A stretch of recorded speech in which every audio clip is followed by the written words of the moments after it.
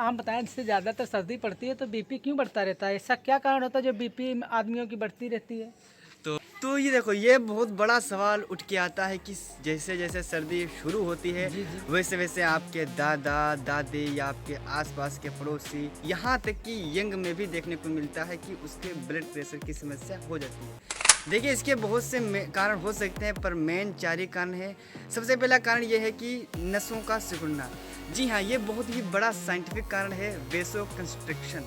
ठीक है, इसमें क्या होता है, जो हमारी बॉडी होती है वो अपने अंदर की हीट को बचाने के लिए, क्योंकि बाहर तो सर्दी होती है, ठंड होती है, तो अपने अंदर की हीट को बचाने के लिए नसों को सिकोड़ लेती है। इससे क्या होता है, ब्लड प्रेशर बढ़ जाता है।